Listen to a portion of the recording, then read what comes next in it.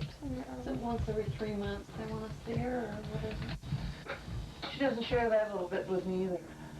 Roughly, I think it was. See, when she was going to the doctor in town, I had the same doctor, too. It was something like once every 3 months. And he would say, oh, remind you, Ray, you know, time for her to get in here. The medicine really affects her emotionally.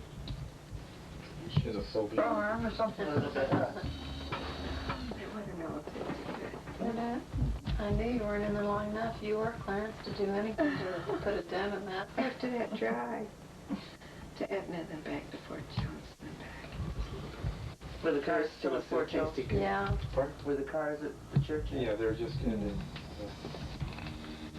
Jeff, go ahead. Do you have time? Let's get to the back to Fort Jones. Go to the church to make your confession before you want to come in. I took care of that first. I'll bet that whole church gonna hold it. Probably will. There's a nice young priest there. Oh, he did. Former football player. Yeah, he fooled you. You see, with the post office, you don't think the turns would be in the priest. He was talking to the young people, teenagers. You wanna know the truth? I know some guys just play football that should have been priests. Did you? Huh. And you had no intention of being a priest either, did you? Didn't even enter your mind. Priests don't have to get married to have an older boy. He steals one. Gets me there. No, I'm talking about the football player should have been priest. He didn't have to get married to have an older boy. He could steal one. Clarence could have stole Jonathan. We're going to have to put that down and sort it out later, at least I am. And then he'll steal a little older boy's habit. I guess that's habit. What do you call those things they wear? Is that a habit or no? The habit is what the nuns wear. Older boys don't wear habits? No, they wear vestments. Somewhere. Okay. You steal a vestment, and you put that red hat that's sitting there on little Jonathan's head and have him be in the altar boy. This would be one of the, I don't know, you could call this a vestment or could you, that red hat? We'll call it what? What do you call it? Sure, we'll call it. I give him 50 cents if it'll take you Eric, now that you're, now that we have a witness, He Eric. took a picture of Jonathan with that hat on already. Already? Hopefully he can't read it. Yeah. She read it. Eric, now that we have a witness, want to know about this juvenile hall that they sent you off to when you were a kid. Yeah. What you tell us about that? That you try to tell was a school. Well, see what it was, they were going to make me, or I was a priest. Yeah. At 7 years old, you were a priest. Oh, naturally, he was born an angel. It'll take them half a lifetime to go through college. But anyway, there was a nun in there. And I got kind of smiling at that nun, she smiled at me. They caught me in what they call a closet where they kept all their Bibles, you know, they were going to sell or give out or whatever.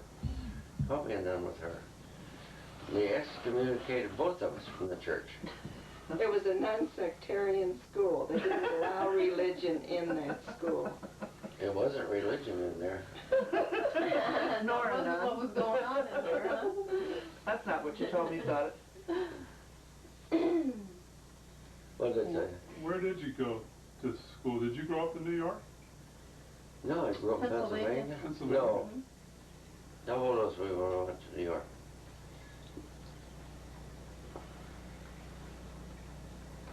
You had finished high school.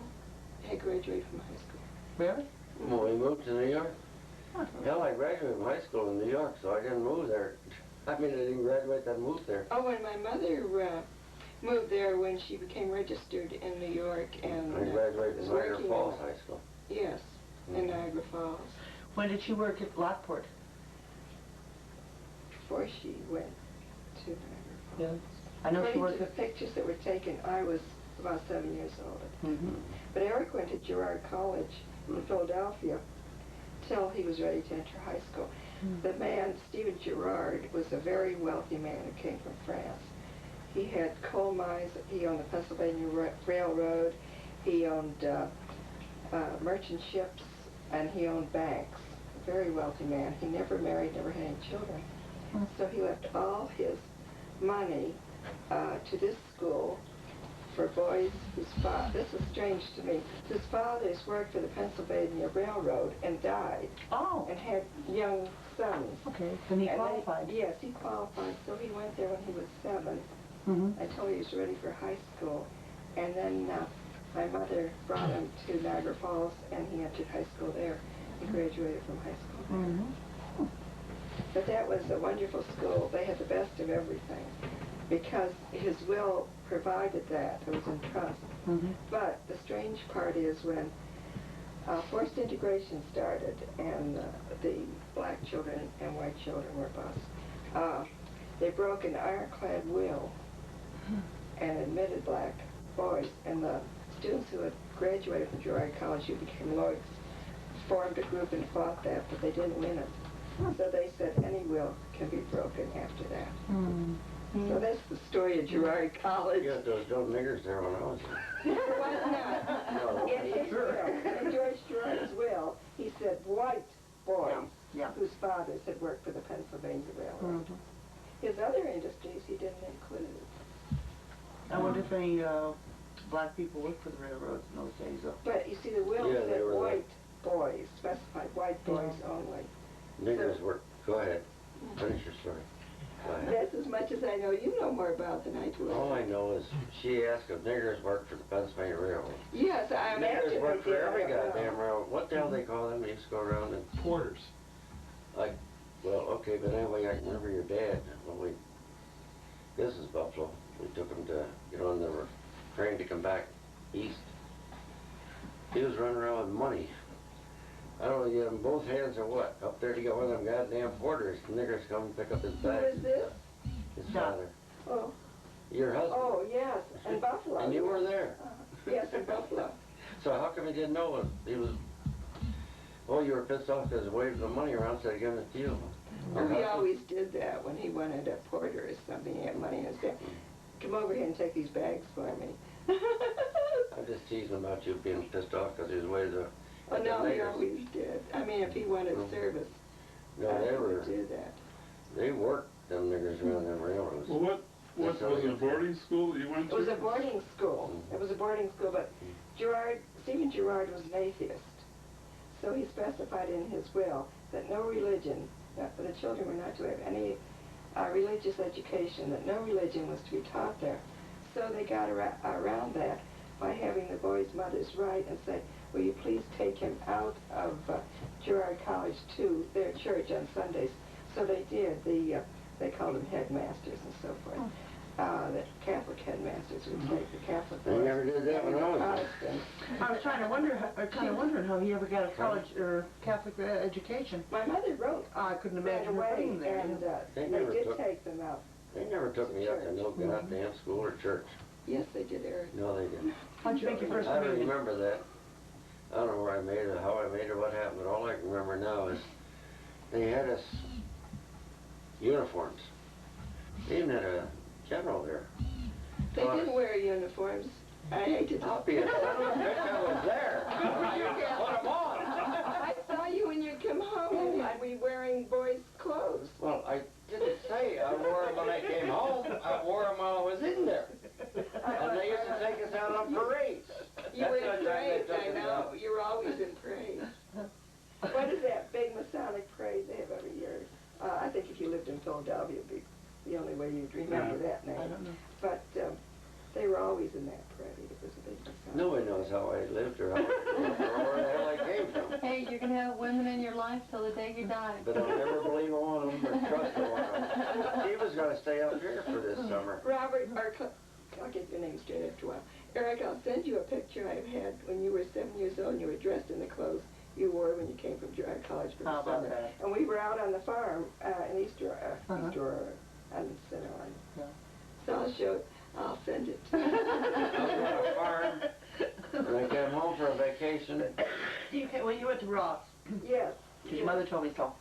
okay. Every summer we That's right. stopped at Ross. Because she private duty nursed that woman, the mother of those men. Yes, And after that, she always went there in the summer.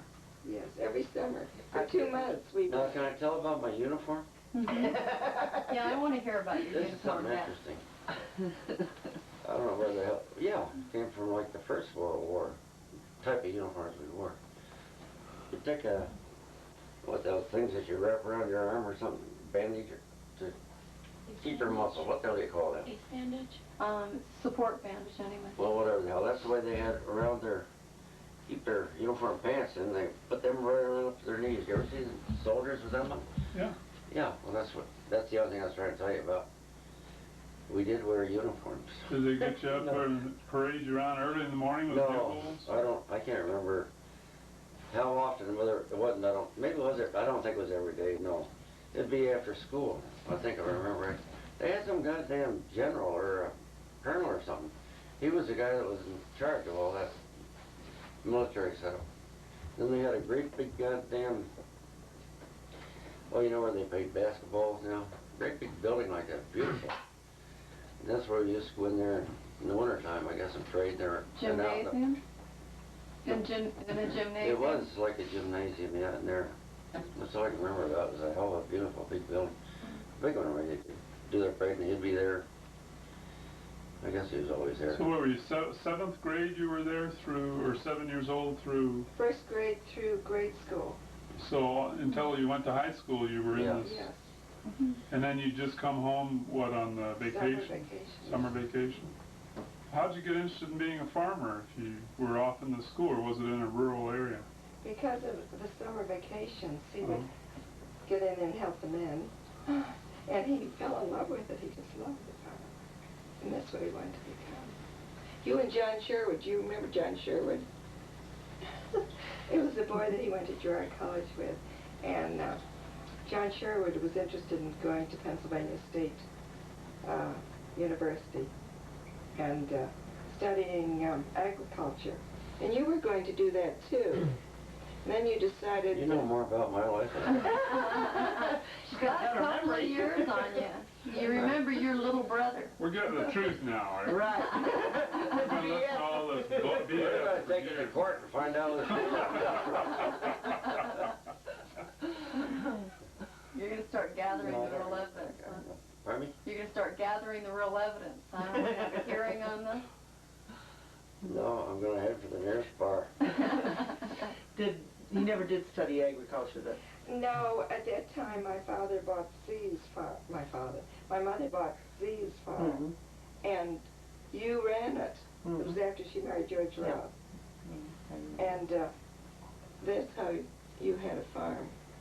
And Oh, I know. you never went to study agriculture at Penn State. I went to study carpenter work. That's why I built a barn and a big tool shed. Did you ever see them? No. Well, see, you know all about me, but you don't even know that. I know all about you up to a certain She's a point. California girl. I think I was sitting here, going through all them things with her. And I showed her, this is a barn I built, and this is a tool shed I built, and all this stuff. Probably overwhelmed with the pictures. Didn't remember who was who and what was what. Yes, you remember one where she was standing there with me in front of the house on that farm, Ah. didn't you? I haven't seen those pictures for so long. I seen them yesterday. No, I had my picture taken on George Ross' farm. That's I right. remember that. I don't know about After that. I went in nurse's training. That's right. Yeah, I got her now. I got her now. First picture we have, I think, of you with him is when you came the first time. You were a nurse, and I think Doc came too for the convention. But we didn't meet him, I don't think, that time, did we? No. I don't Yes, think we- so. Yes, Did we he did meet come out him. on the, he No. came out on the farm, No. and Eric took him to an antique shop. He's and not he on that bought first farm. some antique dishes. That was when we lived on, when Clarence came, but the first time, no. Oh, I see. I think you came out with Eric, because I sent him in with Pudge and David. Oh, And I remember because David had a big eye. You slammed on the brakes for a dog, and he had a great big swell of eye for the picture. And that time you came along out for the day. But it was a medical convention that brought you in then. Well, was your mother a nurse? Is that? Yes, she was a registered nurse. She trained in England. And at the time she trained in England, you had to have midwife training in order become a registered nurse, which she took, and that was her salvation. Because when she came to this country and my father died, she did midwife work and obstetrical work for the doctors. She went around and introduced herself to these people and doctors in Juniata, which is right outside of Altoona, Pennsylvania. And they Is that where I was born, in Juniata? Yes, you were born in How would you know? Juniata. You were only 2 years old when I was born. Well, I had your birth certificate for a long time until I gave it to you. He told us he was born in Arizona. Yes. Okay.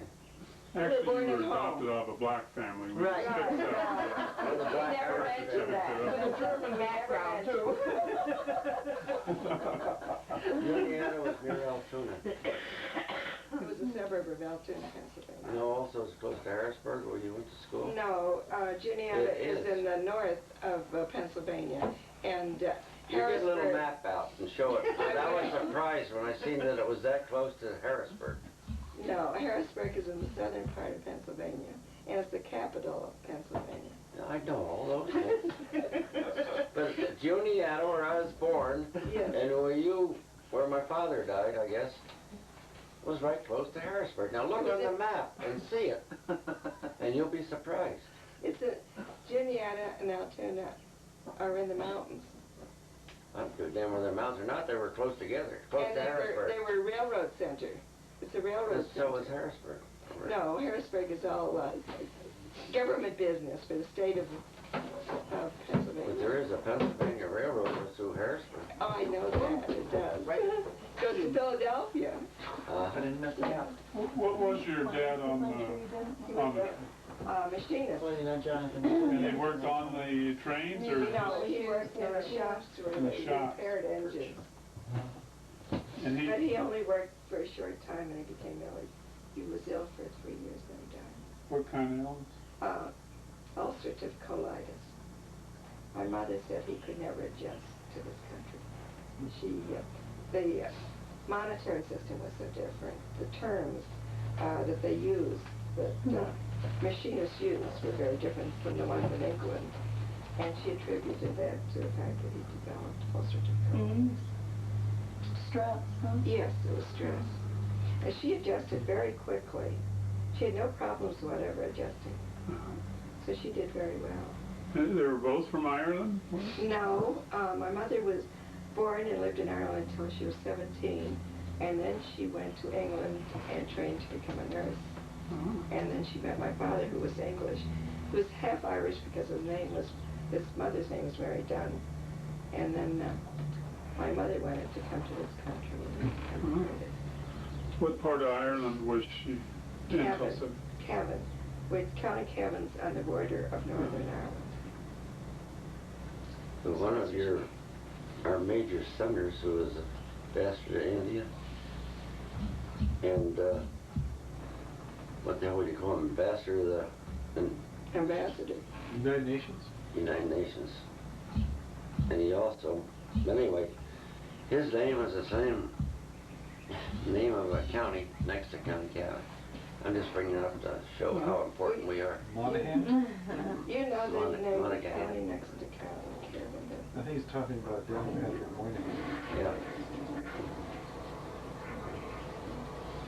So this is my... And you being a cop, an ex-cop, really kick your ass out, so now you're going to be in a I'm party. trying to get to your background here. Then you weren't, your mother just lived there till she was 17? She wasn't born in Ireland, or? She was born in My mother County was Cavan. Born in Ireland in County Cavan, but at 17, she went to England to become a nurse.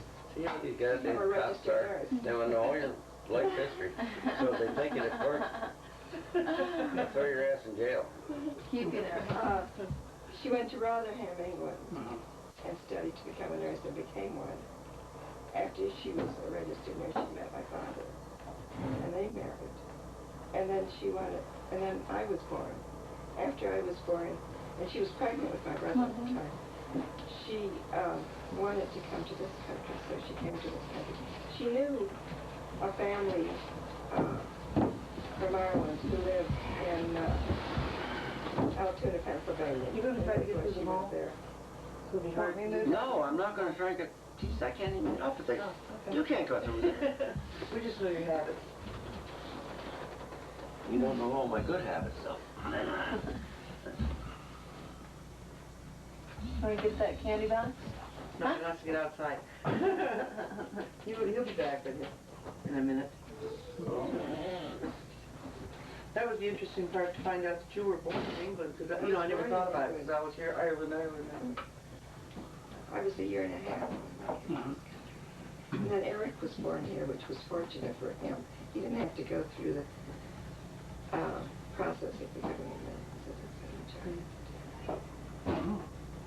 You think your mother's background had an influence on your career choice, I probably? think so, because as long as I can remember, I followed her around. When we lived in Lockport, and I was about 7, and I would go to school, she would want me to stop in the hospital when I came from school and stay there until 7 o'clock. And then we'd both go home together. And I would do my homework by studying there, and she was at the nurse's station. She'd do her charts. So I was around it from the time I was very little. Sure. That's quite a bit during your day. That's about 3-4 hours of your day. You can use a camera. So I always wanted to be part. When we lived in Lockport, it's kind of interesting, because she was like far up in her years then. She asked me one day to take her to meet this man that had a shoe store in Lockport. Yeah. You see those two together? You know, he they married one of the nurses, and that was, I forget that story. I can't remember his name either, but I just remember the occasion. Miller was his last Is that name. right? I can't remember. Yes, there was quite a story to that. This was someone that she'd worked with and was A nurse real that you fond worked of. with. I have a picture. As young people, they had, you know, whatever their enjoyment was, their social life, you know, the things that they'd done, they just laughed and carried on. He was a salesman, and he was friendly with all the nurses. They all liked him. But there was one in particular, and they were supposed to get married, and then at the last minute he married another nurse. Oh. And that was quite a story. She never got over that. So she left there and came to Los Angeles. And that's when I came out here with my mother. And you met her again? Yes. Oh, my I met her again. And she had married soon after she was in Los Angeles. So we met her husband. Her name was Mary? Is that the one we went out and visited in Santa Monica? Oh, no. Billy Wilson. At that time, girls had a boy's nickname, and her name was Billy Wilson. She was a pretty girl. Well, I didn't stick around for all the reminiscences. Yes, but I have pictures of she and my mother and myself. Your mother remarried after a few She years? married a farmer, one of the Roths. See, when Mr. and Mrs. Roth came from Germany, this is what I understand, and settled there in Wales Center. They had 12 children. And my mother married one of the sons, George Roth. But she had nursed this Mrs. Roth and Yes. had 12 children. I forgot that part of the story. That's how This is she met how them. she met them. Mhm. Mrs. Roth was driving a buggy over this bridge across a very rocky creek. And the horse bolted and went over the side of the bridge. And of course, she landed down among the rocks, and every bone in her body was broken, I understood, and her chest was crushed. So the doctor said, you're going to have a private nurse to take care of you. And my mother was on the registry, and they sent for her, and she took care of Mrs. Roth. And Mrs. Roth died. And before that, she had been nursing for the good years. Their 4 daughters came down with diphtheria. And when they recovered from that, she went back to Buffalo, and the registry said there's a call from Wales Center, not far from this drawer, and they went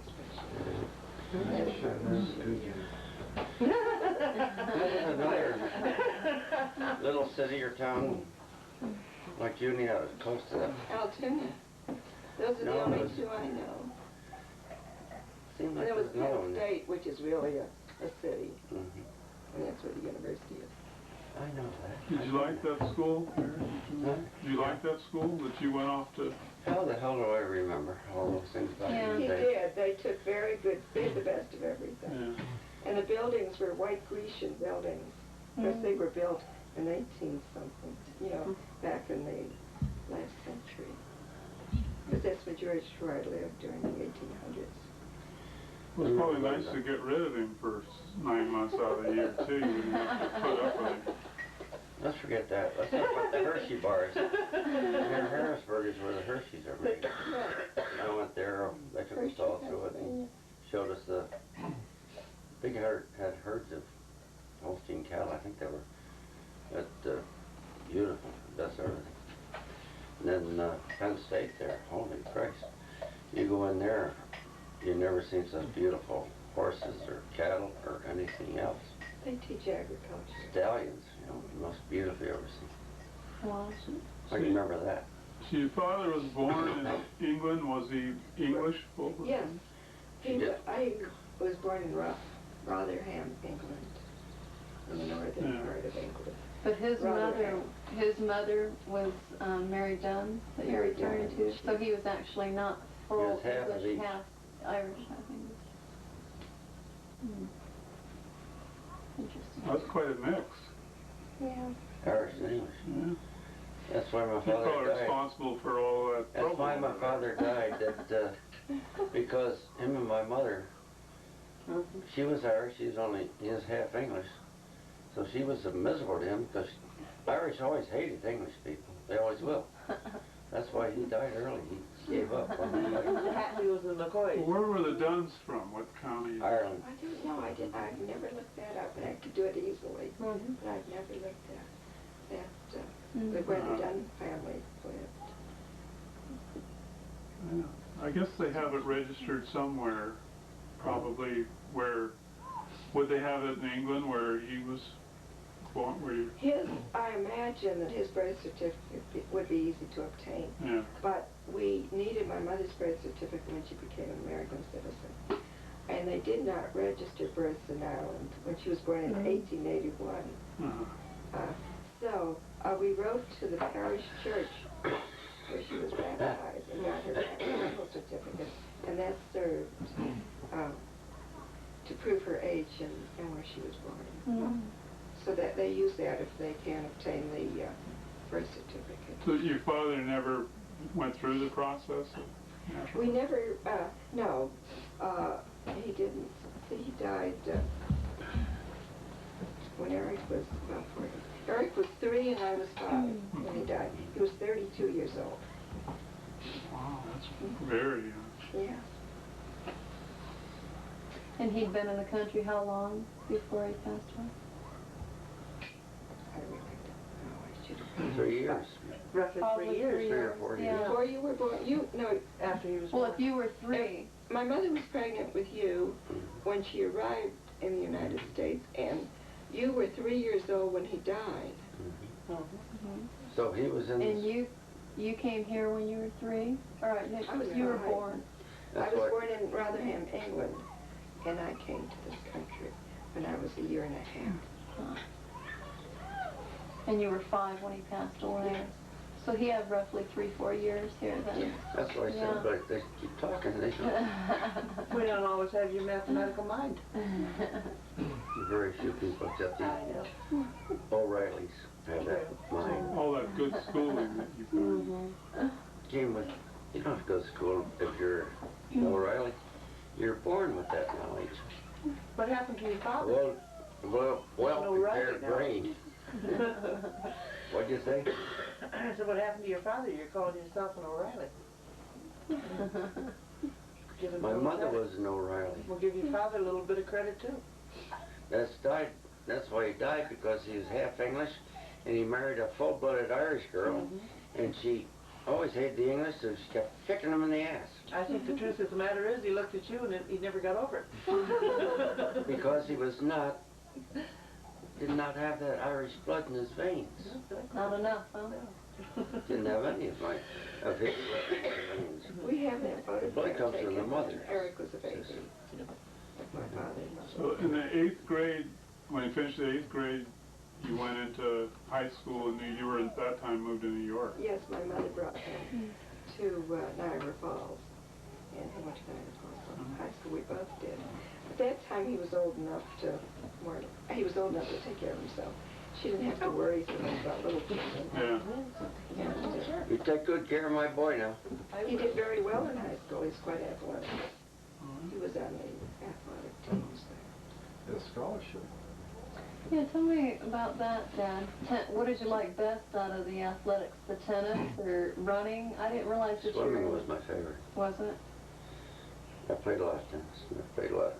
I didn't play much athletics because in the gymnasium there in Niagara Falls, I'd be there because when it was winter time, they would run across the gym, find out who was going to get on the team. And I whooped them all, being an Irishman, and no Riley. Anyway, they had this goddamn mat hanging against the wall so you could bounce against it. But then it was not quite high enough, so there was a little slope there. And I wouldn't quit running because I knew I could hit that thing, but then one of my ankles went into that little, so sprained my ankle or whatever the hell happened. Broke it. Then I didn't do much. You broke your ankle high jumping. I remember Don't you know? very well. I broke this son of a bitch, and I know how I broke it. I remember your mother saying you walk This is home the from fun school. part of I it. did. No, what I did. another student said, he was complaining about his ankle. He said, oh, I can fix this. And he took it and twisted it. Yeah. Oh, And, my Mine? God. That probably was in that gymnasium. I don't know. so anyway, when you arrived home, then my mother took you to the doctor, and it was broken. It was broken? Yeah, you had a fractured ankle. I said it was fractured, but does that mean broken? I don't I know. thought there's a difference between fractures and breaks. No, Out there. it's the same. A complete break would be not a fracture, would it? It would be a break, wouldn't it? You're a doctor. Don't talk to him, Clarence. Fracture means there's a break in the bone. Fracture means a broken bone? Okay. Then I fractured it, I didn't break it. He admits that he walked home on it, though. Yeah, I can remember that. Probably didn't need a doctor at all. You know, the theory that I'm all right. It's time. So stubborn. So Even when I was going to high school, I used to go to the library all the time. Read. We read all the French novels written by Dumas. Yeah, I remember. And our strange Renee read all of them, but that she has some French heritage, so she was interested. I remember Both of us read any reading French French books. books, though. No, they were written in English, but they were written by His wife Alexander is- Dumas. Part French, anyway. In the winter, you could do a lot of reading because there wasn't much to do, the terrible storms we had. We were going to high school at the same time. Yes, anyway. we were. So you graduated ahead of him at Niagara. She should. She's 2 years older than I am. She's no dumb-though. She's got that O'Reilly blood. So you went in right into a nursing program after that? Yes, and at that time I was not an American citizen. When my father died, my mother at that time nurses worked almost 24 hours a day. They run a case. And so neither one of us became citizens. And then when I applied for nursing school in Buffalo, at that time you had to be an American citizen. And they said they had passed that law because so many Canadian nurses came over. They were really flooding New York State. And the nurses objected to that, so they made that law that you had to be an American citizen. So I went to Harrisburg, Pennsylvania. They didn't have that law at that time. When I graduated from Harrisburg Polyclinic Medical Center there, and wanted to become a registered nurse in Pennsylvania, they had just passed the law you had to be an American citizen. So that's when my mother and George Roth knew the senator, and he arranged for us to become American citizens. He didn't, she would have, just by marriage, she didn't get it then, huh? I didn't understand that part of it, but I know we both became American citizens at that time. I had already passed my state board examination in Pennsylvania, which was retroactive, which was, I don't have to get the right name, word there, which qualified me in New York State as a registered nurse. They both, the two states had reciprocity where nurses were concerned. And Yeah, so I right. had no difficulty. I was registered in both states once I became an American citizen. And then California had reciprocity with New York State. So I obtained my nurse's registration. Didn't that Marine Hospital in Buffalo, do you hear now that I heard this, whether this ain't truth or not, maybe Mom knows about it. That's now where they put the, oh, he ought to know that, he's a cop. The prisoners, they get sick or something, go to a hospital, that Marine Hospital is where they take them. Is that true? It was an older hospital. Well, I'm surprised it's still there. It was an older They had a hospital. damn good nurse's home there. That was nice when you were in that nurse's Yes. home, wasn't it?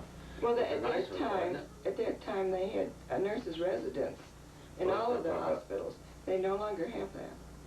I'm talking about, it was right next to the Marine Hospital.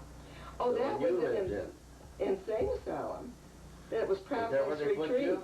where all the mental cases were. I didn't understand that to begin with when you were talking about the one next You know to that You it. worked, I know, but you worked sit in the back. Marine Hospital, it was not a nut Marine house. Hospital. It was not a nut house when you worked. No, but the one next to it was. Well, I'm talking about the nurse's home, not the other hospital, the nurse's home next to the, you worked in the Marine Hospitals, that belonged to the nurse's home belonged to the Marine Hospital, right? Yes. Okay, and it was a nice nurse's home, Excuse right? me, mercy. Is it a It nurse? was a residence, nurse's Okay, residence. home residence, what the hell? Yeah. The nurses lived in the sun. Yes. And it was a nice one. Yes, it was very nice. Okay. Boy, I I'm want old that now, one. though. I didn't want you to get confused with the other one next door to it. I understand they put prisoners in what used to be the Marine Hospital. Yes, it is now for prisoners. Okay. All right, we have that straightened out. I haven't seen it for You had a scholarship to go to college, but you wanted to stay farming. Say that again. You said earlier you had a scholarship to go to college. Jonathan. I can't remember that. I said yes I did, but I can't remember having that. I could have had it. But you wanted to My stay. brain is not what it used to be. But I was hit over the head with a clubber. I fell down and hit my head in the parking lot or some goddamn thing. I cannot come back. All those things can't come back, but I'll say, no, I can't remember it. Tonight I'll wake up in the middle of the night and I'll remember it. That's how goofy I am. That's why she was in the Marine Hospital and I was in the hot house next door to her. You really want out of here, huh? Okay. Oh, I'm Well, sorry, I didn't know do you you were remember that he didn't want to do the scholarship and wanted Yes, to go to... yes. He wanted to be a farmer at that time.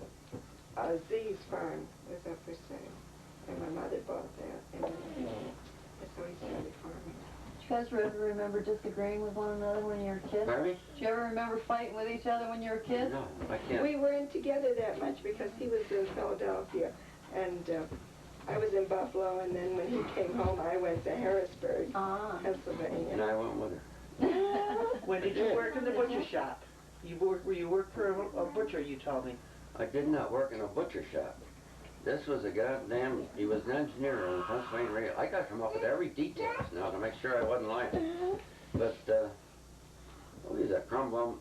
He had a good income, but as a farmer he was no damn good. But he used to raise cattle and hogs and crap like that. And then he would butcher them nights. And then he'd go into Harrisburg where there was a beautiful, where all the Amish and all the rest of them had their, everything was immaculate in there. He used to take his stuff in there, and he had to rent one of them, which he had to rent all a stall or whatever the hell they call it. But they're in this butcher shop where he cut the stuff up and everything. He made a lot of that Dutch salad. What do they call that stuff? yeah. Scrapple. Scrapple. And then they had another name, Pawnhoss.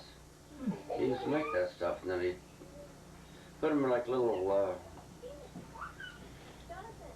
where Mom makes a loaf Yeah. cans there. What do you call them? Pans. Pans. Just put them in there, and then he'd go in and sell that stuff. But there's the nearest thing when we're, I think that guy there was you here when we were talking about mountain oysters? Yeah. Yeah, well, he didn't, I can't remember whoever handled any of them, but I can remember one time at breakfast, he had all that scrapple, everything on the table, and I found out what I was eating was brains. Boy, I quit eating that stuff, it's right there. That's just damn much stuff mixed up around there, you know, you fix it.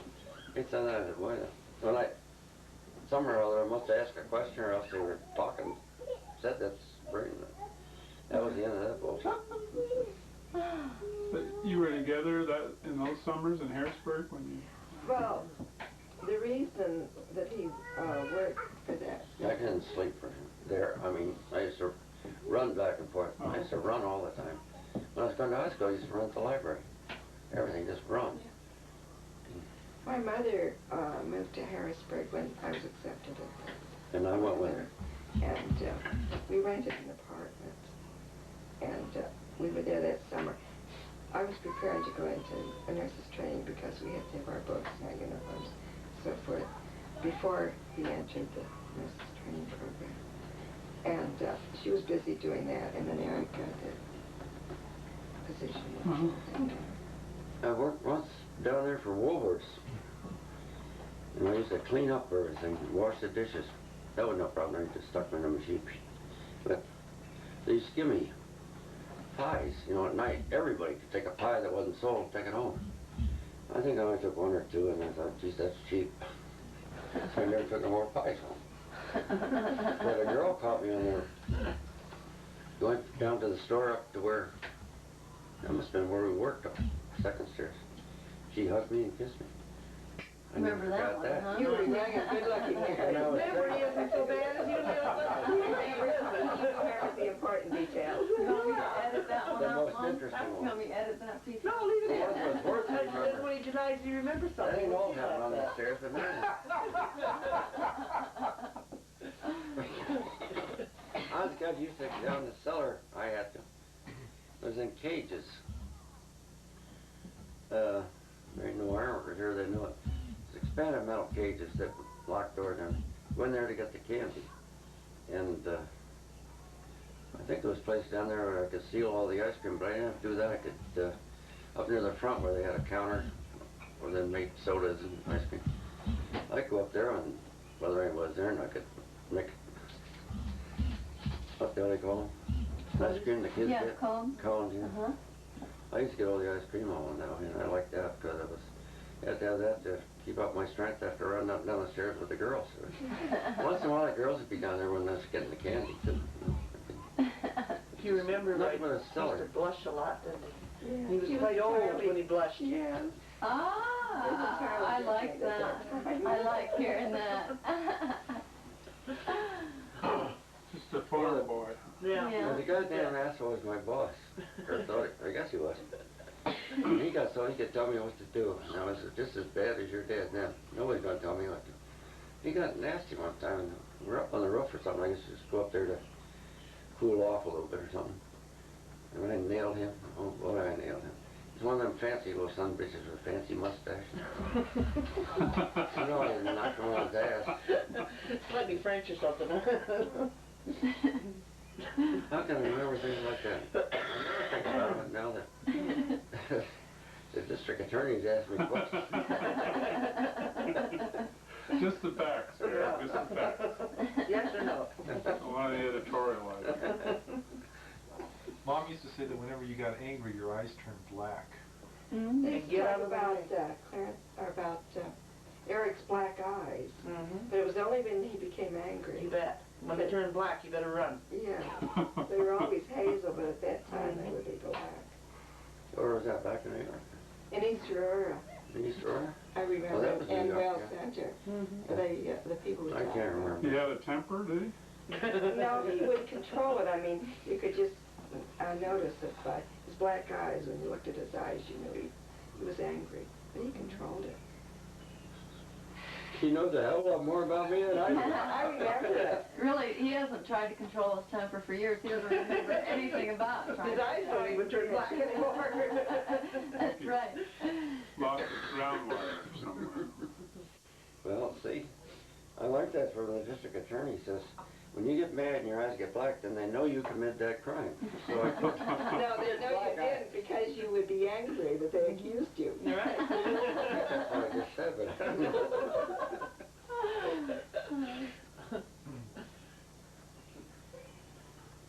Well, that's interesting to find out that you were shy, even as, yeah, even as an adult. I was shy. You were able to get a red face and... I could control my temper, see. The cops can't. That's where they shoot these prisoners. Did he do what his mother told him? Or did he give his mom a bad He was time? entirely different. You were entirely different at that time. You were very well behaved, very polite. You weren't as incorrigible as you are now. Right. You get all those traits later on.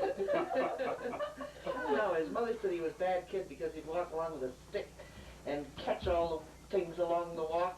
You know, when they'd take a walk out, if it's the buildings, he'd rattle the stick down through, or if it was the wheels on the carriages or the wagons, you know, along, he always had to go through the whole trip, all the way down through. Always carried a stick. I say that's innocent. Tell about when he was young and she'd try to give him a bath, he ran out of the house naked and go down the street. That I heard. He must have been very young. Right. Before you blush. 17 or 18. Before you do enough to blush. Right. I know another thing he did when she would take him down to Philadelphia at the end of the summer vacation and take him to Girard College and, you know, enter him there. And she would go back to the hotel. By the time she got back to the hotel, he was back at the hotel waiting for her. He wanted to go back to New York with her, to New York State. Truth comes out. Yeah, and she said, I don't know why it is that he can get back to the hotel quicker than I can. He could run. Yes. Anyway, all around this, I think it's 64 acres, something like that in that garage house. Stone wall, well built, up, it must have been at least 12 foot high. All around the college. And I could run and go right up that. Seems to me, unless I'm lying, they had a little, like, say this wall coming out like this, and down toward the bottom it had a little bracing. What the hell is another name for that? My mind's so shot I can't tell you the name. It kind of kept the fall from tipping over, or wall from tipping. I could run. It wasn't out that way. It was just real close to that. The basement? That I could run and go right up there and catch the top of that and go over, then drop off. Now we know. Now you know. I get back in. I could run up the street side and catch her and jump over, jump down. I got caught once or twice. I think I know I'm an iron worker now on that gymnasium I was talking about. That was a big son of a bitch. And there was, for some reason, like, quite a ways up from the, maybe it's the outside of the, I don't know what the hell. It was paved down below there, close to it. But up there was a hell of a ways up to where this, in other words, the wall come up and then it was like a little ledge and then go up. I just go with my back, I think I remember. I worked the whole night that son of a bitch. If I fell, I'd get knocked out. Yeah. Maybe that's why I had that capability, or came in my blood, be able to balance myself. Yeah. I can't remember doing that now since you got me all And no shook up fear there. of heights. Remember my life history. I can remember doing that, and I thought about that different times, middle of the night dreaming or something. I remember that, and I thought that's why before I got paralyzed, I could walk places where any of the Dust Indians couldn't walk. When I got ironwork, I mean, up in there. How'd your mom get him back to the school when he showed up in the She'd take him back, and she'd wait there, and she'd tell the people that she had to register him back in. That she had You couldn't even brought get him back in that son of a bitch unless you went past the guard. and came back to the hotel, and she wanted to be sure that he didn't do that again. What was the age range, your approximate age then? Money without. Tell about the time with his ticket on the Yes, train. when he got older, she would send him back by himself. And she would buy his ticket and put him on the train. And then they would have someone from Girard College meet the train and take him to the college. But this time he put his ticket on a pin or something and hung his arm out of the train window, and it was a windmill.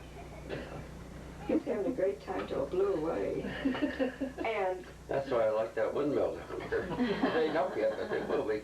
the conductor put him off at the next stop and had them telegraph my mother that where he was and that he had lost his ticket and he'd been put off there. And the cows give me a ticket, I'm going to put it on the windmill and let it blow away.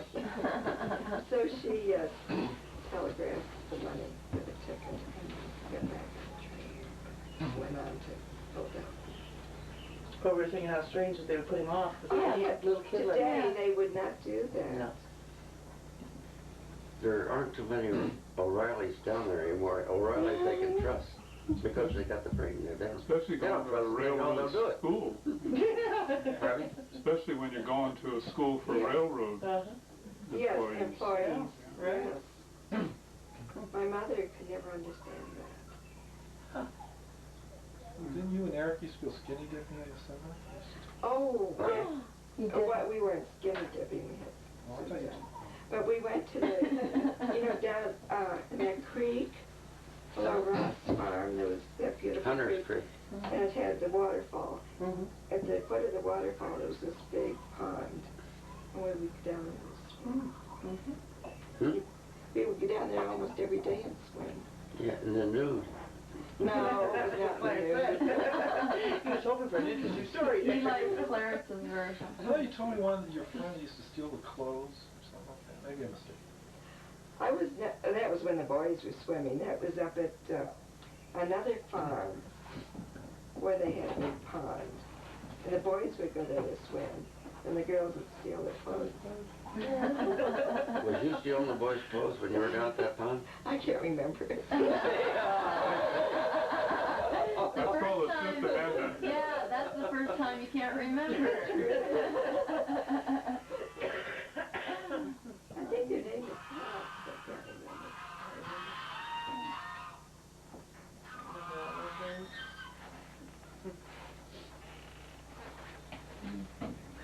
So, You never did see that pond where I fell in. Cut nice with like a old-fashioned crosscut saw. Cutting in there, and we had a team of horses. I went to pick them up, put them blocks, put them on a sleigh, take them home, then put them up in an ice house, and have sawdust all around, you know. And they Keep all sawdust. turned That silver. lasts They all would summer. be solid ice. So when I was cutting those, one of those things, it didn't break off right, so I kicked the son of a bitch and my ass went with it. Then I got up and went to that Hamill's mother. She lived across the road there. Went over there because hell a long ways to go from where that pond was in the middle of winter. I'm not sure, but she gave me some clothes, you know, like shorts and everything. And I think because she was shacked up with some guy there, finally married, but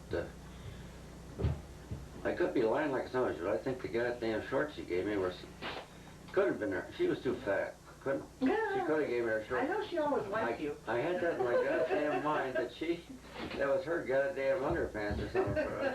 That's probably all I got was another pair of pants to put on there. I thought I better put on everything I got because it's goddamn cold. I got that in my head that I could be a damn wet dream I had or something, but. Who was the lady? Would I? Eddie Hamill, did you ever meet? No. Married her sister. She's a complete alcoholic. No, I didn't know her. I don't know what her name was. It was something else at that particular time, I probably, don't but she didn't marry, wasn't, she had a different name. Her name must have been Hamlin. Her name was Hamill then. She married the other man, Glenn. Then it changed, then her name changed. Right, Yeah. right. But I got this numbers one time. They were always starving to death damn near, because he never would work or nothing. I got him out the Niagara Fire Project there on our job as a laborer. And one time I seen his boss, and he said, he ain't here no more. I don't know, he got laid off or quit or what. In other words, he got enough money and he went home, I guess. Quit, and then long toward Christmas, I got the message through the grapevine that he wanted back out there, get some money for Christmas. So they were laying everybody off. It was snowing like a son of a bitch. And So I never seen the guy before. He's superintendent for the laborers, involved in the concrete work, anyway. So he says, I can't hire him. He says, Jesus Christ, they're laying all the union guys off. He ain't no union guy. He probably had to get in the union to get the job, but then he didn't pay his dues, so you're out then. But I guess that was what happened. Anyway, I said, he's bigger than me. I said, well, he says, I can't hire him. I said, either hire him or I'll kick your ass. And joking in the bar, you know. So by God, he hired him. The son of a bitch, he disappeared again. You know, I don't know how long he worked. But I seen that big son of a bitch again, the superintendent. You're almost as bad as cops, but that's why damn near said cop. But anyway, he says, I don't know what the hell happened to him. He says, he ain't there no more. And he says, nobody fired him, nobody hired him. And he worked until he got a check or two, then he drug up again. That's kind of this Frank Hamill, that's the kind of guy he was. But when he first came out there, when I first went up there on that Niagara Fire project, I rented a room in the hotel. It was a nice, in a little small town, nice little hotel. I think you could eat there too, you know, I can't remember that for sure, but they had a bar there. So I got him in there, and I says, I'll guarantee that he pays his rent. And so I guess he didn't pay his goddamn rent anyway. I went in there one time to get a drink or something. I said, that guy never paid his rent, so I said, hell, I paid it right there, whatever. I can't remember how much he owed, but he says, his bar bill either. I says, I guarantee to pay his rent, not his goddamn bar bill. That's kind of a guy he was. He's still alive. Does he still live there? Yeah, they are. Oh, they live up in the mountains someplace. Yeah, in New York they live. But you know where we lived on Wales Hollow Center? Yeah. Way up in the mountains from there over there. She works in the jail over there. No, she works for the warden in his house. And that's where they're getting back on their feet again. He still don't work. He's been in jail at least 100 times, I think. So how old were you when you met Kat? I don't want to talk about when I met Cap. That's when I Oh, no. When she was a baby? Whenever he came to the town of Wales to be a farmer, when he got out of high school, he was not the least bit attractive to me because I was only 8 years old. They teased me about my name. That's why they threw You me in knew jail her for as playing young around with the when little she was girl. 8? Well, we lived, About a the mile from guards and the Ross lived rather close together. We lived on one side of the creek, and you lived on the other side of the creek. That was where the boundary line was. When he started working for different farmers in the neighborhood to begin with, Yes. and he would be like their 18-year-old hired man, and I would be maybe with their granddaughter or something Yes. like that. Oh. So that's how I really saw him first. When do you remember being attracted to this handsome 18-year-old? Oh, a few years after that. Yeah? I went out of high school and I graduated. No jobs. 1931 I graduated from high school. Right, and it was depression. I went to work for $10 a month my room and board. That was 12 hours a day, 7 days a week, when you get milk and cows. But you could take that $10 bill, get a Sears Roebuck catalog, and buy all the clothes you could think of. Even a watch. And a pair of boots, you know, It was the middle for of $10. When I went nurse's training, we were in the middle of the depression. But my mother was fortunate there, being a midwife, and the doctors knowing her, she had all the work she could do. She was registered with the American Red Cross also. So it was really what they call visiting nurses today. What was She was assured of a position all during the depression.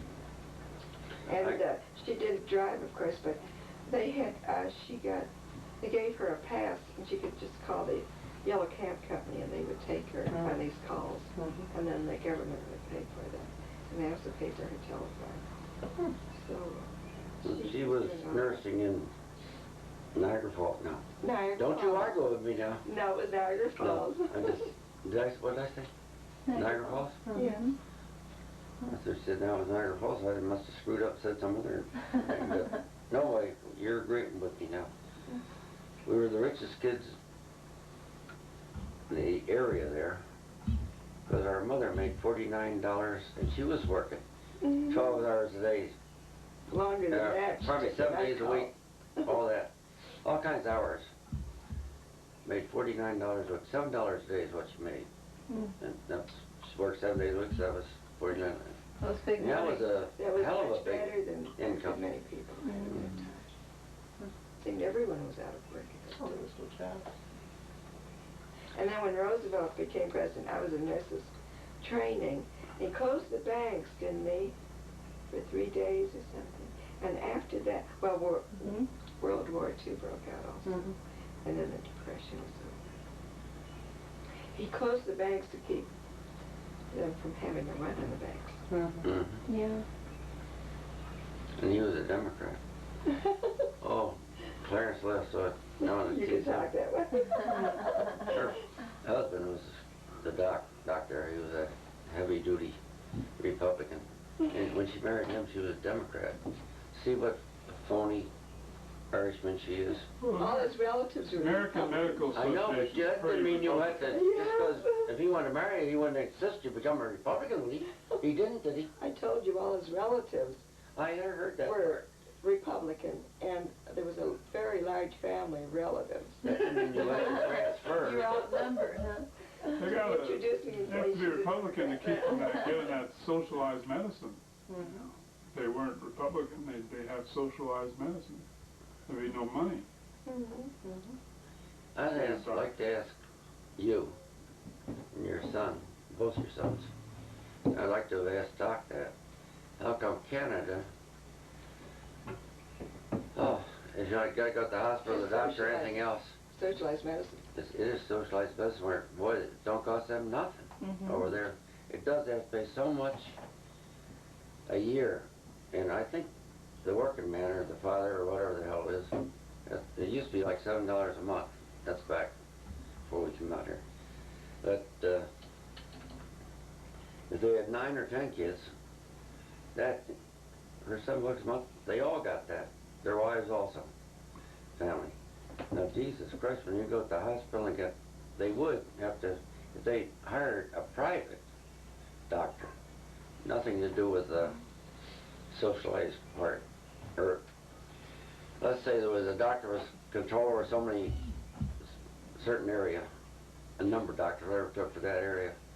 If you didn't go to one of them doctors, and you went to a different doctor, in other words, you want a hotshot doctor, then I think you have to pay your own money on that. I'm not sure. I'm talking about Canada now. Yeah, there's presently a insurance plan called Lifeguard that operates the same way. It's kind of a new insurance plan, and that's the same thing. They have a list of physicians that subscribe to You're talking about the United States now. Yeah, yeah, but it's real similar to what you're saying. If you seek a physician, like you say, a hotshot, that doesn't subscribe to that insurance program, then you will pay.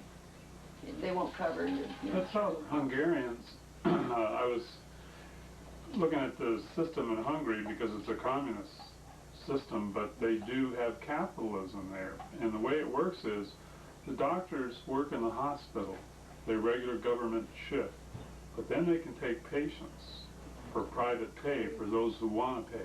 Her And they father get did, extra money. I mean, for her that, husband so did they the make same some thing. money. Didn't he? Your husband, he used to scab. It wasn't called scam. No, it wasn't. Moonlighting, tell 'em. Her husband was somebody I always thought the world of and respected. He could out-talk me. But, Did you meet your husband in the hospital working? Yes, I worked for North American, which is now Oh. Rockwell, and he was the medical director. not when you married him. Yes. Yes. He He was, A doctor.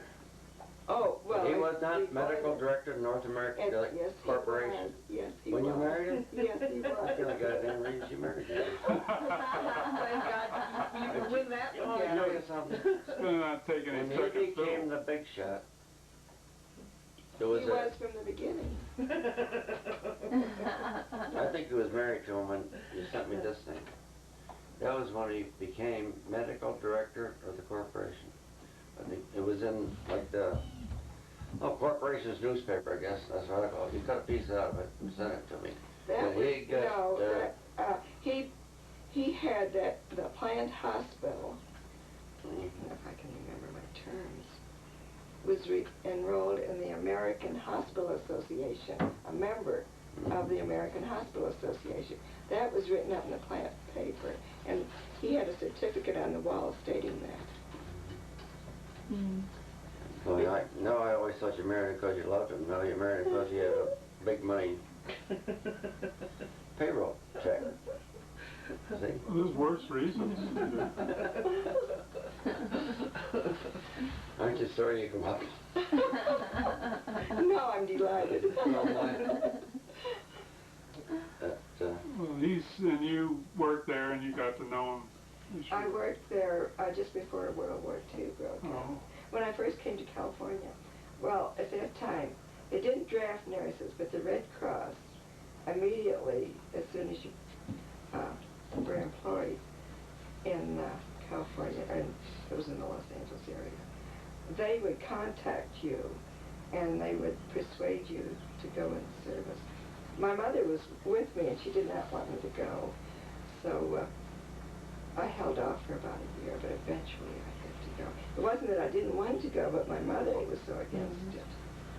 So you did go overseas and work? No, I was born with a heart murmur. I wasn't born with it. And when I was 11 years old, I had rheumatic fever.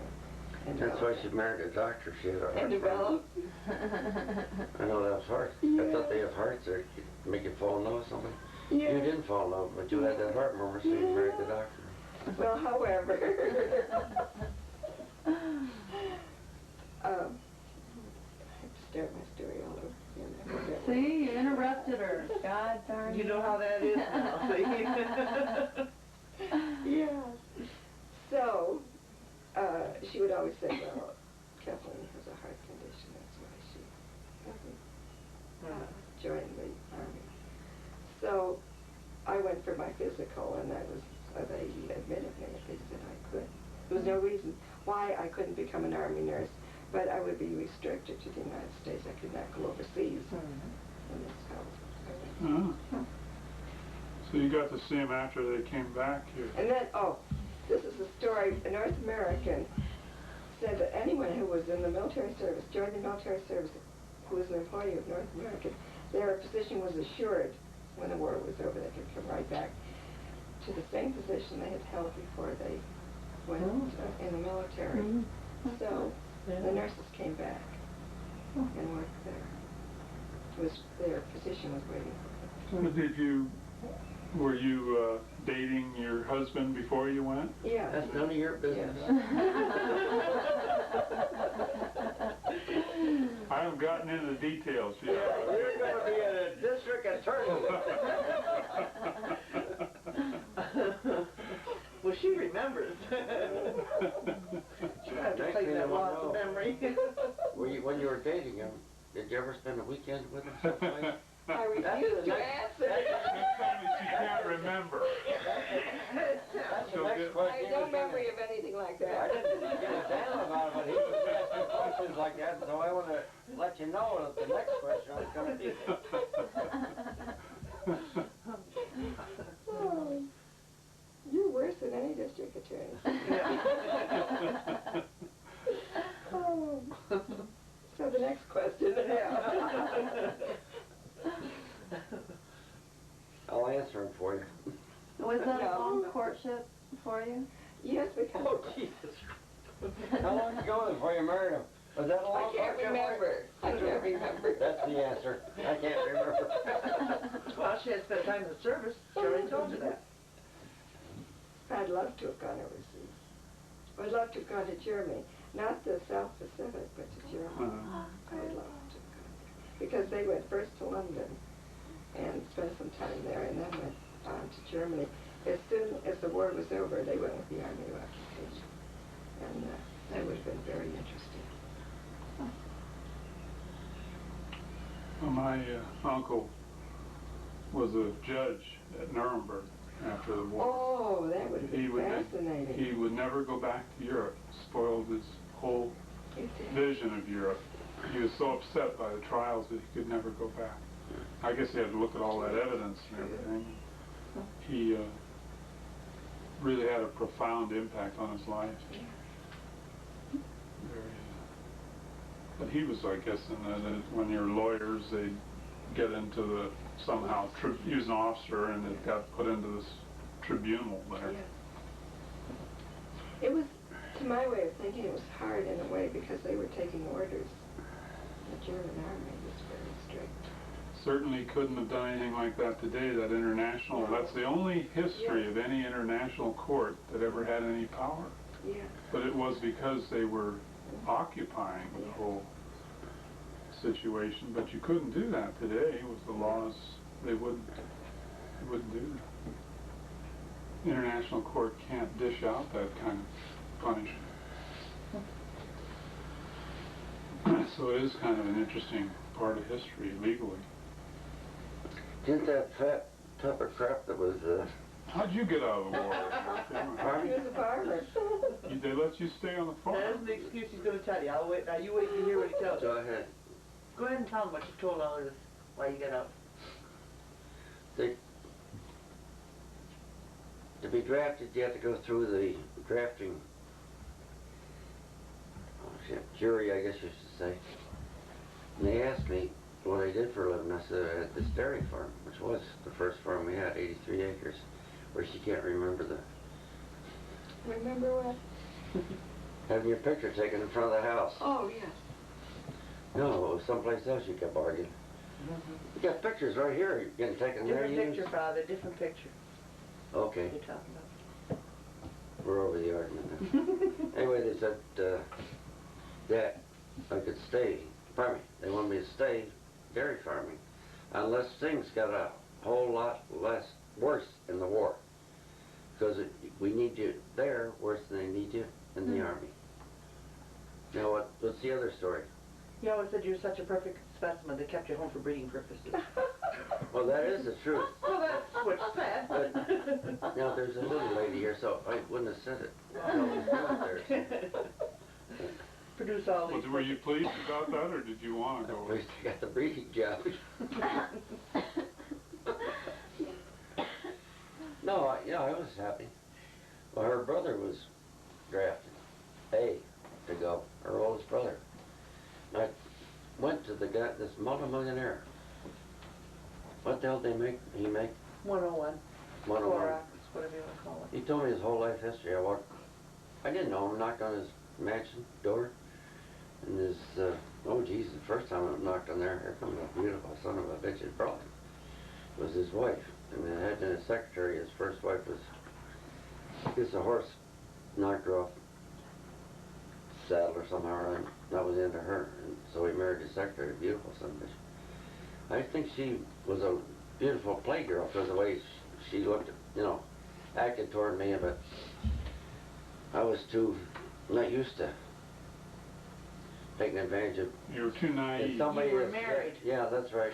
That's because I was married. Right. If I had to do over again, I was would waiting have in the been car. When I went back in to get in anyway, she was. Well, you was out in the car then? That's right. That's the only reason I didn't get out. Oh, That's shit. right. When I got in that mansion, she'd have took a bulldozer to get in. That's where that mansion was built. But to make a long story short, the second time I went to see him, he was there. And she was not so sweet and friendly. She was polite, took me in and introduced me to him. But then he told me his whole life history and everything. The reason I got him to knock off that A was when they were going to grab you, wasn't it? When they set you up. But I told him because her brother was working for the big rancher. Just him and that guy, good sized dairy farm, let's put it that way. So he said, well, make up, I told him, this kid's working here, doing all that work, nothing. I said, gee, that sounds like we ought to let him loose. So I took him home and I made out the papers for him. And how many fence posts he split, and how many he had to drive. It was the truth, what I said, but sure looked big. And I took him in with me to I think I took him, I know, I must have took him into the draft board. Gave him them papers, and he was put down to a different, what they put him down to, you remember? I have no idea. I just remember that when I was going to say 1943, roughly it would have been. We both went to work for General Motors thinking we could pick up extra money. Yeah. So we had to go to the draft board, and not only he had to, I had to get permission to go through this interview to be released from the farm, not selling the farm or anything, but so we would go to spend our time at this General Motors because We it was still a come home and defense milk our plan. cows. Yeah. Yeah, but I mean, even I wasn't eligible for draft, but I had to go in there and they questioned me, why are you doing this? Who's going to take care of your children? Do you think they're competent to take care of your children? And I didn't think it involved me at all. But obviously, But that Westinghouse guy come out, some guy from Westinghouse come out and General Motors. sat there and talked with General Motors or whatever the hell it was, and asked us questions. I Sat had to there go in and by myself. That's what got me, because apparently they were comparing our stories, but I was young and I didn't realize what they were up to. But that's what I think it was. It wasn't so much giving me permission as verifying the story.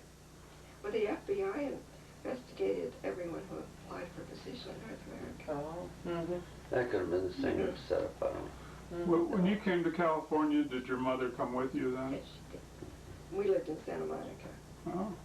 and Who was that Mrs. There's the big movie actress, Martin?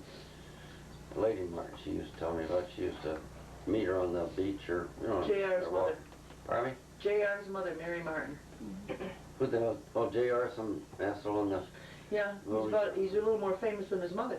I can remember that. Must have been letters or something where she used to talk a lot with. Must became friendly or something. Whatever the hell it was, I don't know. well, we had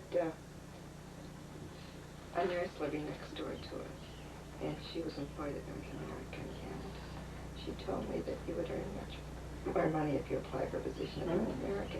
Industrial nurses earn more. And we would work 5 days a week and have the weekends off at that time. Well, we worked a 5-day week, an 8-hour day. That was it. It was covered on weekends. It was covered 24 hours a day. But I was fortunate enough to just work in the daytime. It was much better than working in a hospital. You got lower pay and longer hours. On your feet all day. Yeah. You can see why your sons were interested in medicine, the whole family. Excuse me. Be better than being a lawyer. I'm gonna try to get by Hope you here never without need one. knocking. Real bad. Very true. He's already run them all down.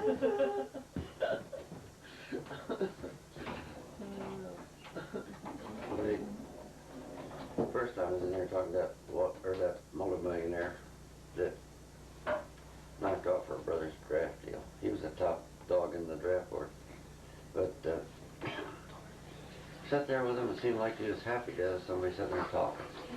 So I asked him if I could bring her mother, the mother of that boy, over there. Sure. The next night I took her over. She sat there, she, like, the same as me. I never was in a house like that, you know. They adopted 2 kids. He did, and his second wife adopted 2 kids. And he had all the fanciest, great big living room, you know, all beautiful furnished. Had a most beautiful dollhouse you ever seen in your life. Everything there. They were going to bed.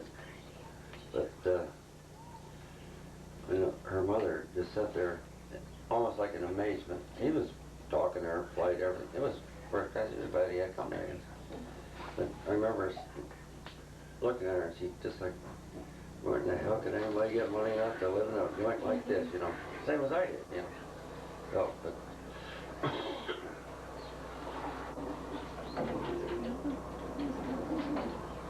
Easter Island was such a It still is.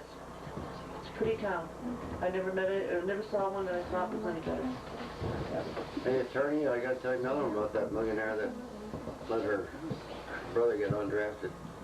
This beautiful broad, they married, they adopt 2 kids, but let's forget that part of it. I think that girl was wishing I'd come back more often because he got unhappy. And his car was completely demolished plus him in a railroad crossing wreck. I often wondered if he did that on purpose. Committed suicide. Yeah. He was so disgusted with all the money and then wife and a beautiful everything. But he had a dairy farm there. I think he bought that with that big mansion. he hired a bunch of assholes, freeloading bastards. They used to take Purina feed was the most expensive. You have to get damn good feed to feed the cows, you know. And my God, they used to steal them and sell them for less to other farmers or whatever. So I finally, he probably was losing so goddamn much money with that farm, and he was sick and tired of the help he was getting. I think that's my idea. He sold all the cattle and machinery and everything, I think, but whether he ever sold the farm, I know he got rid of the cattle. Now whether he sold all the machinery or not, I can't remember all that. But Well, you came to California to do iron working, did you? I had 10 kids back there, and all at once the big powerhouse there, 5-year guy was quit. And we figured, shit, there's all kinds of work. There was no work, and I had 10 kids. So I heard about a big dam going over here, and so I told my wife, pack up my suitcase, I'm heading out. I drove out here all by myself, and got here Friday, Monday morning I was working, but nothing to do with that powerhouse. Up on a big university, was going over just south of San Francisco. Oh. And I was working on that. And then I think all of them days all I took home was, let's say $170 a week in paycheck. We sent $100 back there, and I kept the 70 for sport meet while I was out there. And all at once I went to Oakland to pick them up. They came out here. And here's my wife and 10 kids standing there. How would you like that one? You a big shot attorney. It's about time you got him out. You probably ended your Playboy days there. You had to face the music. Face the music with all those 10 kids there. Bill, the character he portrayed that was living out here and the one that I found, 2 people. How long were you playing around out here before she came back? That's none of your business or hers anyway. Sure. I do remember this though, in that hotel I got. I didn't know where the hell to go, so it's up to Union Hall. Friday night, and some guy said, "We'll go down there. There's a good hotel there." It wasn't like the old-fashioned kind, but clean. And here's where like the old pensioner and everything lived. An elevator on it. To make a long story short, there was a bar down there across the street. Where I used to go over. I used to go get a hot dog.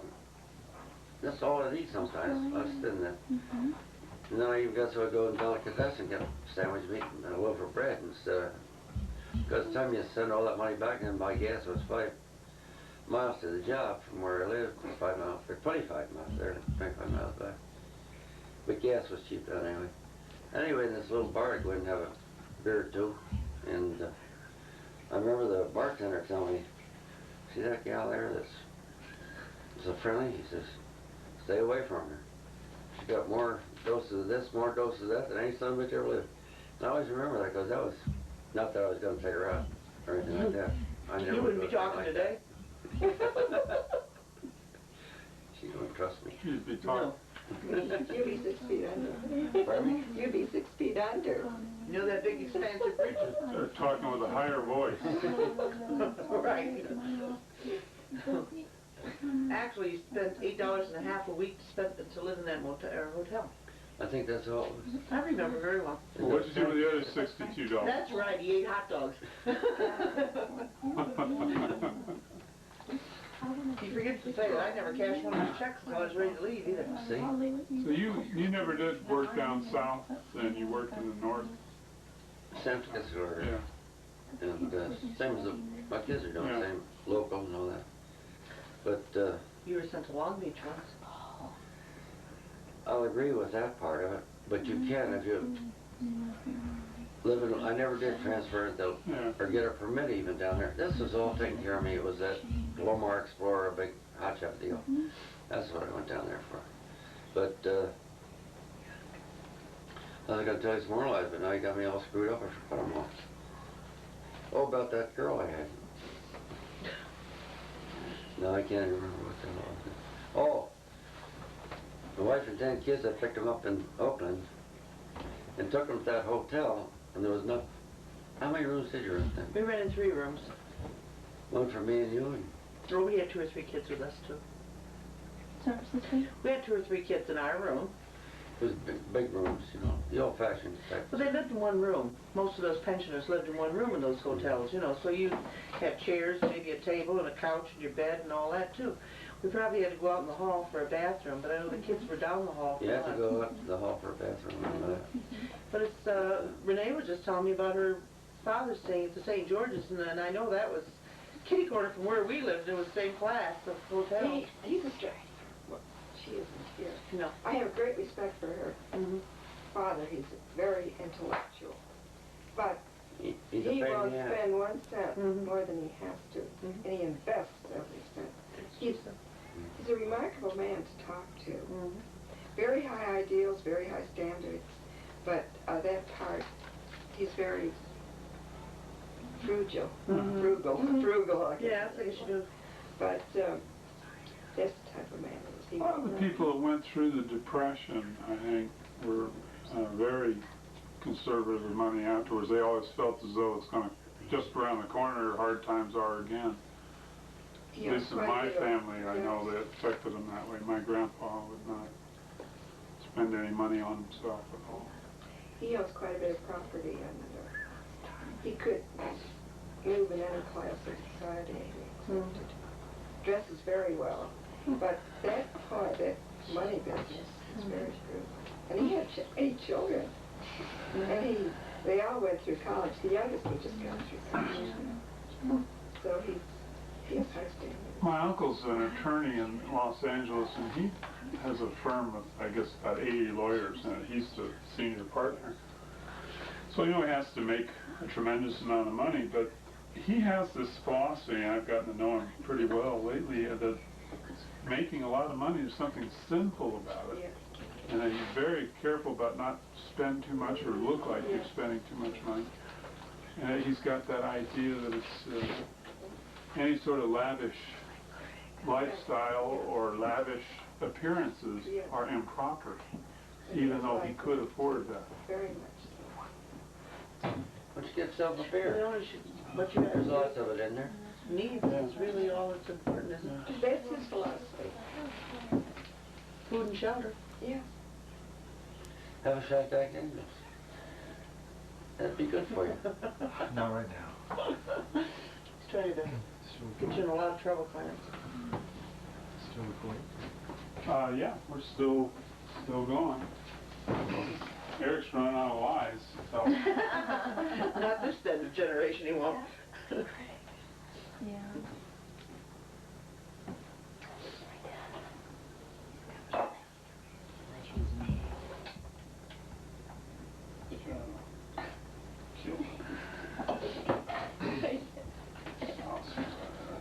Beer. You want a beer, Eric? Of course. Those photographs was so interesting. You can almost Hey follow Phil, the give history of the the Republican one I too. wanted to set it up that way, but it doesn't always work out that way. You was Sometimes talking about the it'd be Depression too thing, bad and I was in the thinking wintertime, about me I'll go telling you through that and Hoover and Coolidge was the Republicans that caused Many it. times the kids will But I put didn't tell them different that. ones. Picture say, well, this was Jim. Well, no, it isn't. It was David. You know. To me, Jim and Paula look some. Jim and Dennis? Jim and Dennis look similar. There's quite a resemblance between the two. People always have said this to us, you know, oh, I can tell, you know, this is a Meakin kid, I can tell by his eyes. Yet every one of my kids look different to me. Yeah. You know, even their My eyes. mother can notice all that. I guess I look at something else, you know, than long I neck. don't believe that. Get one for yourself. I told you to get me one and give him one. I'm sorry, That's Boy, okay. I really don't want it. You'll never be elected district attorney because you'll never win a case if you can't remember who. I tried to give him one, keep from giving you one. He Right. said, you know. See bullshit coming out. You make mistakes and you bullshit, you know, to cover up the mistake. Did you hear what he was saying about socialized medicine? He wants to get rid of all of the medical establishment, socialize everything. That's what he's. It's rapidly becoming that through the HMO. That's why all the Irish Democrats. doctors are coming to the United States. Mm-hmm. You know, when socialized medicine started in England, the English doctors came over here as fast as they could because they said that the paperwork was so tremendous, and then the fact they weren't paid as well. Well, that's So they it. came here, and then that Canada became became socialized and had socialized medicine. Then they came over here from Canada, and now it looks like this country is going to have it. Well, don't you think there should be a ceiling on their income to a point? Is it fair that one person can make $200,000 a year and... Not unless they're specialists to a high degree, and then I think they should. Yeah. I think they work so hard to get to where they can make any money at all. And the education today, to be a doctor, costs at least $100,000 to get through school. So you're already $100,000 in the hole when you and start. You have to pay that back, and many of them do. Well, What about the grants? Because we have 2 doctors here in town that are losing out. They're closing the office. They're saying they're tired and they're burned out, husband and wife team. And I was into the office and I asked them if they had a replacement, and they said it's very difficult. They've been trying for over a year to get somebody to replace them or to help out. They can't, because there's a roster of where you can go all over the country showing like an employment situation. This office would you could buy into, and this is what your proposed income would be to start out in this. And they said that in the Midwest they would start out at $100,000 a year in any small office. Here, 2 doctors don't get that much in 1 year. Now their education had to cost them as much as anybody else. Yes, but they, I don't know if I can remember that term. The insurance, liability insurance is very high. We had a doctor living next door to us who was a urinary specialist. And his insurance, he said, cost him $40,000 a year because he did surgery. Kidney surgery, bladder surgery, all that If stuff. you're a gynecologist, it's about $100,000 a year. Really? For all the newborn babies. But they have so many lawsuits. Well, those things don't show up. And the problem with a gynecologist is that you can have a birth problem that doesn't show up till they're 15 or 16, and then the statute of limitations is told, so they can still go back and sue you for the delivery and the prenatal care for somebody that's now an adult. So the liability extends into your later years in life. You could be retired 20 years and someone sue you. The only That's thing why it's so I don't high. like about socialized medicine is you got a certain place to go, you want a doctor. Some of them could be like a lot of doctors, all they know how to give you is aspirins. It could be different shapes and everything. You wouldn't get a doctor, a decent doctor, and that's the only place you could go if you want to go on what it costs you to that socialized medicine. The nurses wouldn't give a damn whether they might not be first-class nurses. They might be but They could sue a nurse what do also. they call it? I know they can, but what do they call the... Practical nurses, And what's lower than LVNs. that? What's lower than that? Practical nurses. No, the girls that go around. Maybe a nurse's aide. Nurses' aid. Well, back to what you get, what you pay for. I mean, I'm if trying to you want say high the streams, nurses- pay for it. Yeah. I didn't have a chance to finish my goddamn long story. That nurse's aide, I mean the nurses could be similar, registered nurses could be similar to the nurses' aides in a socialite hospital. They wouldn't want to do a goddamn thing, you know. And that's the end of my story. Go ahead now. However they cut it, if they don't have the doctors receiving a very high salary and be able to live a really upper class sort of life, they won't get good quality medical care. That's what Because there isn't any incentive really to go through all the work and the trouble. And it's not a very comfortable life being on call and running out every half hour or so. You got patients in the hospital that call you in the middle of the night for emergencies. Yeah, but what are doctors now when they belong to American Medical Association? The association will back them 100% on damn near anything unless they get too disgraceful. No, they have boards. You have to appear before our medical board, and that case is reviewed. So they take care of their own that way. If anyone They are getting tougher steps out of line. than they used to be, but that's true. Lawyers, they say look out after each other, but they're disbarring lawyers every month. They disbar several hundred of them. I think the American Medical Association is one of the best, heavy duty. If you belong to that and you're even halfway decent, and if somebody tries to sue you, I'll bet that somebody should have a hell of a time getting an attorney unless, well, no, an attorney take the job anyway if you give him $10,000 to fight against a doctor who has the American Medical Association behind him. the attorneys would be so, You know where they which they spend, are so lousy, a great many of them, that they would take that guy's case when they knew if they're bucking the American Medical Association, there's no way they're gonna win the case. That's for sure. you know where they spend most of the money? Where? On elections. They're the biggest lobbying group Yes. Yeah. there is, and they spend it on Republican candidates who aren't gonna socialize medicine. Do you know why?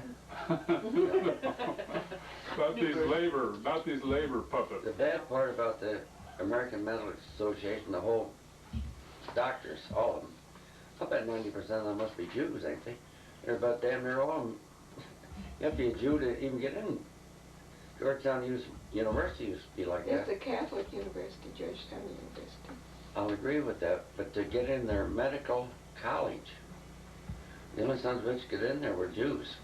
That college might be a Catholic college, but that university, but a college for medical college, 90% of them you have to, Well, you know, 99% of them have to be a Jew to get in there. you have to be very bright to get in there, and it just happens that there's an inordinate amount of bright Jewish people who But there's a hell of a lot They're better. raised for that in the very beginning. They were raised Yeah, but for upper 90% class. of the goddamn intellectual Word. people that could pass the examinations to get into medical college in Georgetown University or whatever the hell it is, 90% of those took that case that overbeat the Jews would be the O'Reillys. No, they had, Took when me a my long husband time to was in remember medical that school, sound, but I- the medical schools would only take a certain percentage of Jewish. No, it's not like that Students. now. You No, can't it's do not that like now. that now, Can't at do that time.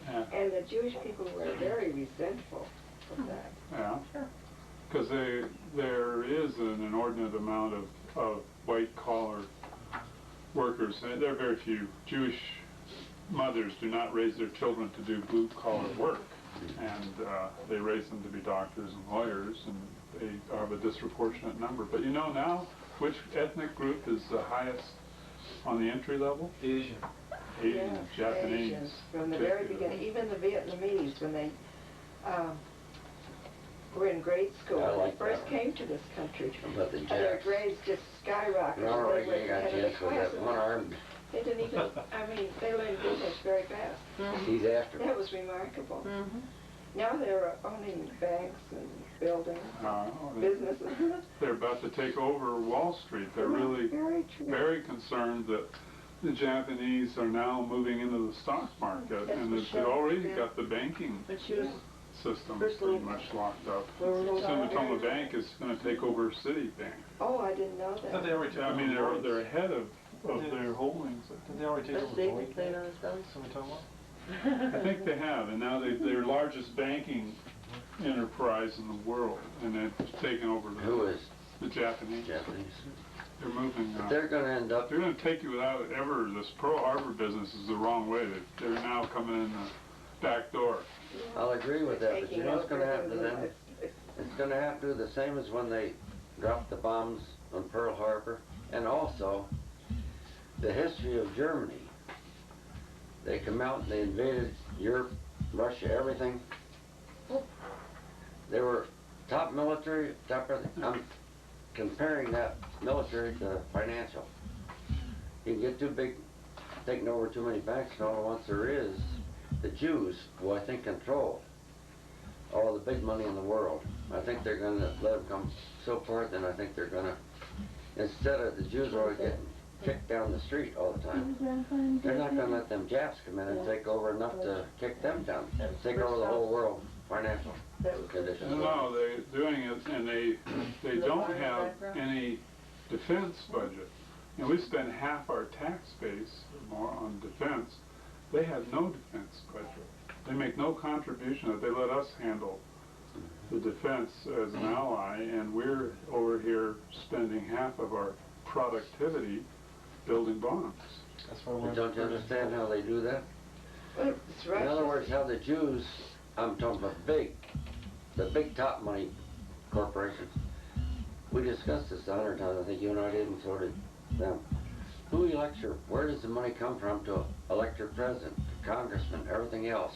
That means the top money, clientele or whatever you want to call it, controls the who builds the army, Now, don't you think that possibly that Japan, to keep our defense system behind them, don't you think they got connection with the right Jews or something like that, so that they can, in other words, who the hell gives the United States power to invade all of Europe, let's say that? It's the money people say, go ahead. If you don't believe that, believe the Jews on the Rhine. They controlled all the factories, all making the tanks, everything. I can't remember that guy's name, or that family's name. Pardon me? Oh, I thought you knew the name. You did say? No. Oh, I'm sorry. Ask me a question. Anyway, how come all the Jews were kicked out of Germany and all that? Because the Jews, or that clique there, must have belonged to money that Audrey's cousin. could either exactly what one of the great big one of the biggest wealthiest families in the world. I know he is the They're best. from France and You're speaking of, but I can't. Rothschild. Rothschild, yes. That is, Rothschilds are the one that dumped. Oh, what the hell is the big? Kaiser? No. Oh, the big. I was just kidding your wife or something about who was a big Bonaparte. He wasn't French, he was a Dago. But that's who defeated him. Because they went to England, he was going to go across the channel and take England.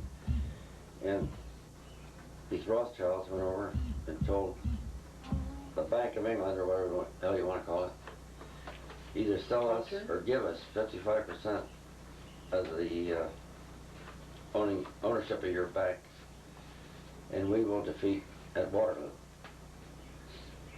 But only did they cut off his food, the ammunition, everything, the clothing for the Bonaparte's army. That's how. That was the end of Bonaparte. Read up some of that history sometime, you know. Yeah, well, I'm not so sure it's ethnic as cultural. If you take a group of people who are brought up to be taught that they are going to be elite and very special, they will eventually have most of the money that's around to be gotten. And in that, they'll get control of most of the industry and other. There is a goddamn name of banks now. A universal bank or something like that. That's where the money is, where the money comes up for the United States or anybody else to loan to Brazil, Argentina, or anything else. International IA. I bet you $100 bills, they are the ones that control this world. And I do not, and I bet you $100 bill, the biggest percentage of them are Jews, because they have that ability. But that is where I think that the Japs are not going to control the financial United Because States. of that? Now they're getting ahead of the Jewish people in finance. I think there are definitely, this whole thing with the trade embargo and all that is the tip of the iceberg. We're just beginning to wake up and recognize that Japan, industrially and manufacturing-wise, labor-wise, they are just moving so far ahead of us that we can't compete in the international trade market with them very well. We're in trouble. I agree with that, but the answer to that is, there's 26 answers to it. For them to come over and take over the United States, all you have to do is that Congress put up a goddamn law that they can not bring any toy or any microwave system or whatever the hell they bring in over here without paying so much. What do they call it? But we're a small part of the market. The market's much bigger than the United States, and if we shut down the door here, they could shut us off and some other doors too. That stuff starts a war, a trade war, embargo war. And it turns out to be to our disadvantage in the long run. The free market without those restrictions But is still, ours. how come are you, I'm not saying you're stupid now. I know you are, but no, I don't mean but no, the idea is, how can the big business people, they do control the House of Representatives and the whole works. If they're going to let the Japanese big business come in there, these people, big businessmen in this country, got enough money to shut the Japs out. Okay, now you say, then they'll square business with the rest of the world. But they got money enough to go over, like now let's say for this instance, Brazil and Argentina, Mexico's also another one, that owe us damn much money, they can't pay their debts. They can say either you buy from us and not from the Japans. Or we'll call our notes. You're right. But Brazil will say, go ahead, we're not paying anyway. I'll agree with that, but then the United States Army, Navy, Air Corps could invade Brazil. Yeah, well that's what you get down to, and then... That's, you gotta get down to basic arithmetic. And then it's no longer an international community where you can get away with that. I don't think you're going to have to solve it. Eric, you know which organization is going to solve that problem?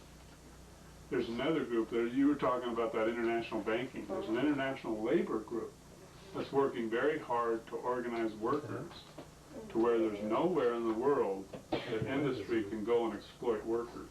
And if they do that, I think it'll balance out. Because that's the edge they have, is the exploitation of the workers. That's what gives them the edge.